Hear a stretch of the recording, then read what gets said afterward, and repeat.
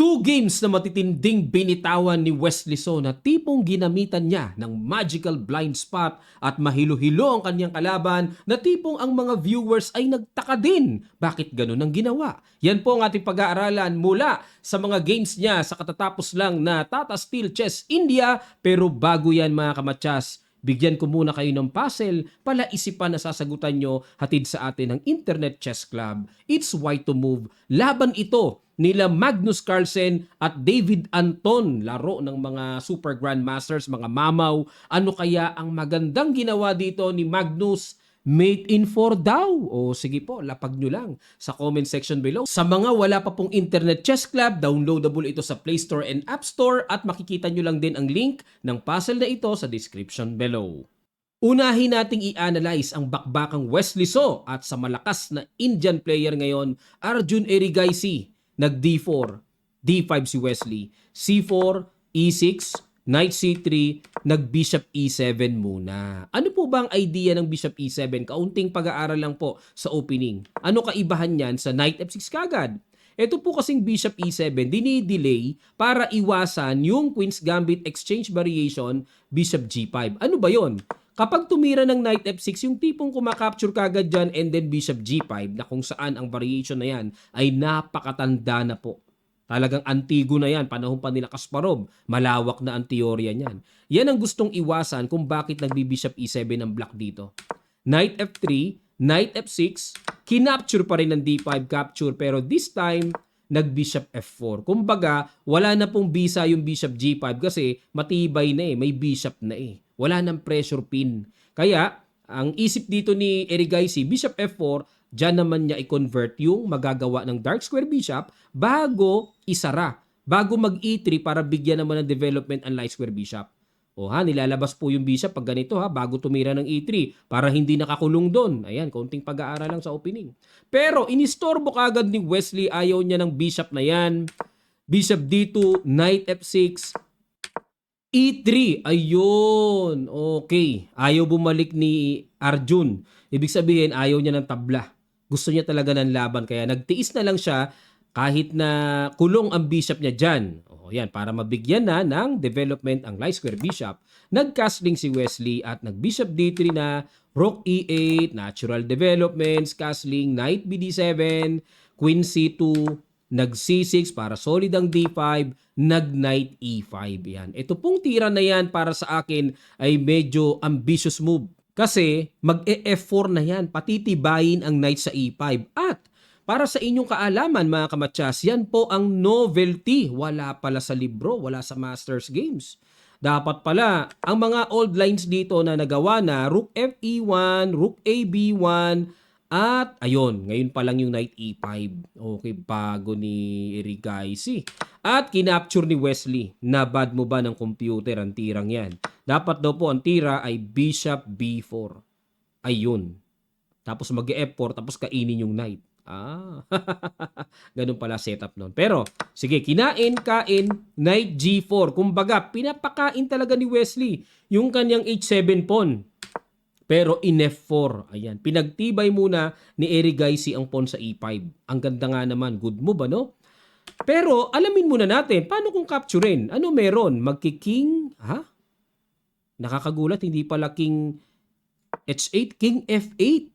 Tapos may threat pa sa pawn at halimbawa, bigyan ng depensa, magdi-D4. Babasag. Ang nasa isip ko kasi mga kamatsas, yung tipong mag-G6 para kulungin ang bishop. Yun nga lang mag-F5 na pala. Malakas pala yung F5 dito, no? Okay, etc. Malawak yon. Pero mas accurate po yung F4, wag munang capturein nyo na tipong mag-aalangan yung bishop doon, ano? D4 pa rin ni Wesley. Grabe katapang. Wala siyang pakialam. Sige, capturein mo na yan. Pero nag-knight D1 si Erigaisi. Nakukulitan din siya para sa inyo pong kaalaman, pag kinapture kasi yung pawn, capture. Pag nag-king H1, knight F2 na ba? Parang gusto kong i-knight F2. Mag-rook D8 muna. Okay, threat yung bishop, threat din yon. Di ka capture dito. Tapos, king F8. Ba't ayaw sa H8? May knight E4 daw. Kaya pala, malalim pala, no? King F8, yan ang lamang. Tapos pag nag H3, queen takes D2. tapos HG4, and then bishop takes G4, etc. etc. Talagang ano yan, malawak yan. Kaya napapa-etc. tayo kasi ang dami yan eh, malawak eh. O, para makaiwas sa gulo, nag-knight D1 na lang po si Arjun. At kumapture sa E3, knight takes E3, queen D4, pin. Rook A, E1. O, natural naman na response yan, syempre para makadepensa. Pero kung accurate ang pag-uusapan, panahon na pala para capturein yon. Luto na, luto. O kapag ka nag-king F8, rook A, E1, saka palang gaganon. Luto na pala yan. Pero wala sa timing, no? Di na kinain. Talagang hanggang dulo ang tamang duda ni Erigaisi dyan sa pawn na yan. At dito, nag-G6 na. Ayan na. Hindi na hinayaan ni Wesley na makuha yung pawn niya. At nag-bishop C4. Okay. O, may pressure sa F7. Pero ang accurate daw ay rook E2. Grabe ko. Islog-islog lang. Para maiwasan yung rook D8. Kasi ito na po yung paparating mga kamatsas. Ite-threat na yung bishop. Tatagos ang threat kasi sa bishop sa D2. Kaya rook E2 para may depensa. Atakihin man, iwas lang. Depensado yung bishop sa D2. Kaya pinapaangat ng computer. Ayun, okay. O, balik tayo. Pero nag-bishop C4. Ayun, natumbukan dito ni Wesley ang top 1 move ng computer. Bishop F5. Queen B3. Ito na po. Ito na yung blind spot trick. Bakit pinakain ng buong buo ang bishop? Dito po, ang accurate move, Queen C1 at Queen C3. Wag lang iwanan ang bishop. Na tipong parang minagic dito ni Wesley. Ha? Bitin ang bishop sa D2? Ang kapalit lang ay rook. Nag-isip si Wesley, pero ilan ang kanyang inisip? From 1 minute and 36 seconds, 6 seconds lang ang inisip niya, tinuluyan. Talagang buong-buong isang pyesa yung kain. Ganon, knight takes, kain. Ano meron? Yun ang question. Ano meron? After ng series ng exchange and sacrifice. O, nag-H3.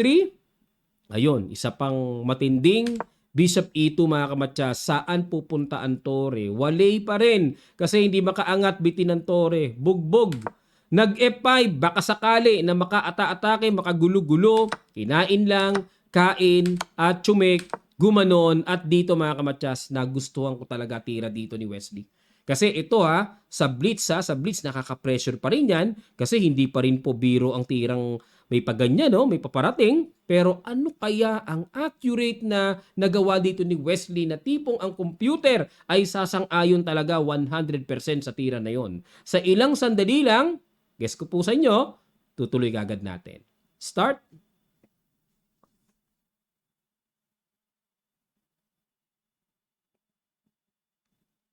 Maraming salamat mga kamatsas. Ang ginawa po dito ay Queen E2. Yan ang accurate. Threat lang sa tore. Grabe ka, the best. Hindi pwedeng kumapture doon, kakapture doon with check pa. Ang ginawa ni Erigaisi, nag-rook C1, tineret ang bishop, pero queen takes E5. O diba, malinis. Oh. Kinain, kain, at nag-queen takes B7 na lamang. Bakit po? Baka nasa isip nyo, coach, ba't hindi chinek? Para makagulo-gulo, king G7 lang yan. Di check ulit, coach, para makagulo-gulo, king H6 lang yan. Expected yan ng mga level nila Wesley. Kita na yan yung tipong bibigyan nyo ng checks ang kalaban, pero wala namang kasunod. Walang kasunod. So, yun po yung mga teknikan dyan. Wala na. Safety na. Okay? O kaya balik tayo sa ginawa. Nag-queen takes B7 at nag-bishop D6. Yan ang saklapacious. Sakit niyan. Nag-rook F1 check, king G8 at nag-G3. Ayun, G3. O kasi po dito mga kamatsas, ang gusto ng G3 ay para takpan yung paparating na pamatsas na threat. Pero baka nasa isip nyo, coach, ba't ayaw check-in? Isang king H8 lang, wala nang kasunod. Hindi pwedeng tsumek dyan, kain-kain, maiiwan ng back rank matchas. Di makakaangat, may bishop nang nagbabantay. Okay po? No? So para maliwanag lang na hindi ko mo may check, bakit hindi ginawa? Nag-G3 na lang dito, hoping na kainin ng queen, pero napakaganda ng ginawa. Uli, nag-queen E4 check. Eksakto talaga. Nag-king G1 at isa pang sundot na pamatay, bishop C5 ay talagang kahit sino mapaparesign. Ayun, nag-resign si Erigaisi. Bakit? Pagka umilag, mayroong queen E2 check. Okay, pag bumaba, makukuha na rin ang tore at mauuwi sa Matias. Ayun. Grabe, no? Parang nagamitan ng, mekus-mekus. Napakain ng buong-buo ang bishop. Ganyan ang magical tricks na ginamit ni Wesley. At ito pa, mayroon pang isang matinding laban na tipong kahit yung mga nanonood ay nagtataka na baka mamaya binigay lang kay Wesley o kung ano pa mang usapin, laban talaga mga kamatyas eh. Pero bago tayo magsimula, pasubscribe naman po ang channel na to. Marami pang nanonood, di pa nakakapag-subscribe eh. Baka nakakalimutan lang po na pindutin ang subscribe button at ang notification bell all. Click nyo na rin para lahat ng ating uploads mag-notify sa inyo. Ang ginawa dito ni Wesley, nag D4, D5 si Niemann. C4, slab defense ang ginamit, knight F3, at nag-knight F6, knight C3, nag-semi-slab. Semi-slab po ang tawag dito mga kamatyas. Kasi ang main line ng slab yung kumakapture sa C4. Pero dahil nag-E6, semi-slab, nag-E3 lang. Ayun. Kasi mayroong bishop G5 dito, mayroon ding E3 variation. Knight BD7, nag-queen C2, B6 para simpleng i-develop lang ang bishop sa B7 at umangat lang ang bishop, bishop B7, castling, kinapturan sa C4, capture din at nag-A6. Ano ang purpose ng A6? Bakit gumaganyan? Para mag-C5 at para mag-B5 and then C5. Yan po ang purpose para talagang maklear na ang B5 square ay secure na hindi pwedeng magamit ng puti. Nag-A4, ayun, panghanda sa paparating na B5 at yan ang lumalabas na new move sa Masters Database Games. Kasi po, ang old lines ay Rook D1, may tumira na, may A3, may Queen E2, yan ang mga nagawa na, may E4. Okay, pero bagong luto ni Wesley, ang pawn sa A4, sinalubong pa rin ni Niemann. Bishop D3, Bishop E7, at nag-Rook D1, Rook C8, ayaw muna mag-castling, parang medyo may pangamba doon si tamang duda, no? Knight E4, kinain, at nag-Knight F6, threat ang bishop, Bishop D3, at nag-Queen B6, ayun. Medyo nakakahalata na parang ang tagal-tagal ni Niemann na mag-castling. Ano ba ang meron? Kinapture na ang B5, capture ng C-pawn para magkaroon ng attack, umiwas lang Queen E2 at nag-Knight D5. Bakit ba ayaw mag-castling? Parang wala naman mali sa castling Okay lang naman. Pero mag-E4 dito, no? Makokontrol ang center at hindi makaka-knight D5. Kumbaga, na-realize dito ni Niemann na, mag-E4 na yan. Kailangan ko na mag-knight D5 para pag nag-E4 may knight B4.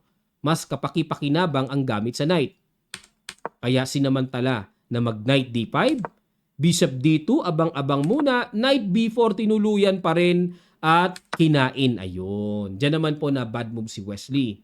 Kasi to maintain the bishop pair na napaka makapangyarihang espada, Bishop B1 lang ang nire-recommend mga kamatyas. Yan lang ang tira.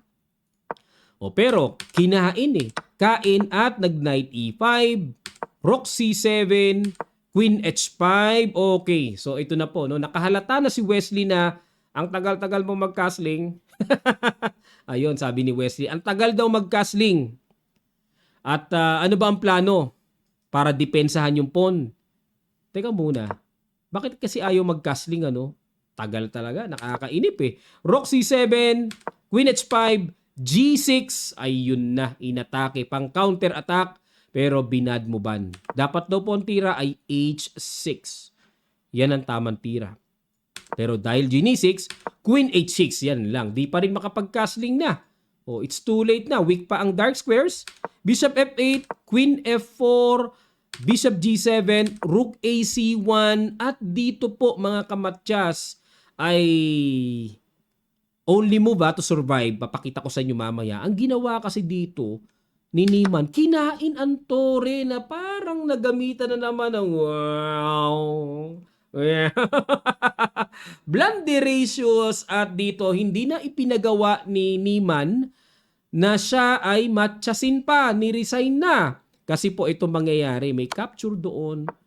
Nakita nyo yung mga magical na blind spot strategy ni Wesley, no? Makabulag ang mga larong ito. Kahit malalakas ang kalaban, nabubulag din. Pero ito po yung ikinailang dito ni Niemann na sa aking palagay.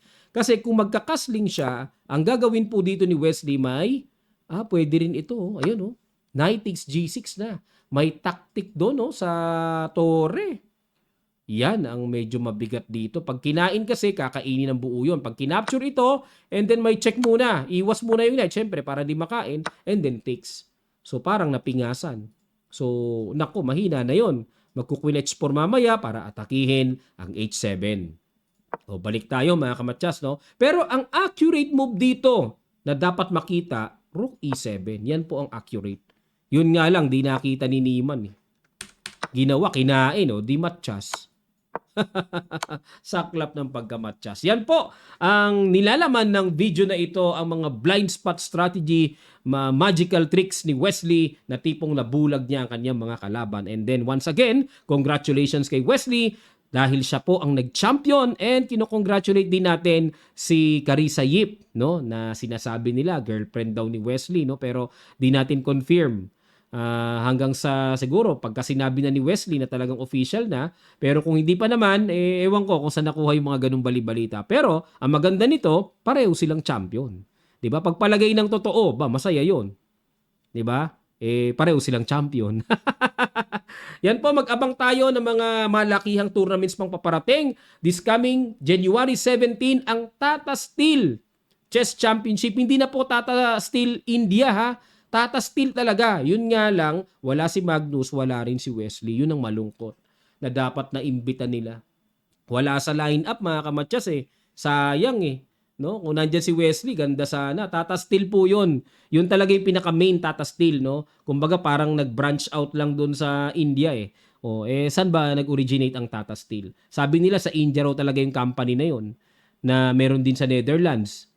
Ano pa man, congratulations sa pag-organize ng Tata Steel ng big time tournaments ng chess na talagang ramdam na ramdam ng buong mundo na ang chess ay very prestigious and elegant game talaga.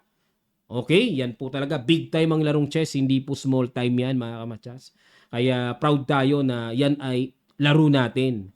Okay, maraming salamat po muli. Sa mga gusto pong sumali sa ating Internet Chess Club raffle ay makikita nyo lang po ang link ng Google para makapag-entry na po kayo at tapusin nyo ang task ng weekly puzzle solver at ang bronze sa puzzle quest. Then upload nyo ang proof sa Google form na makikita nyo po sa description below, at para po kayo ay makasali sa ating entry ng raffle for the next week live streaming natin sa Tuesday. And then don't forget to subscribe again.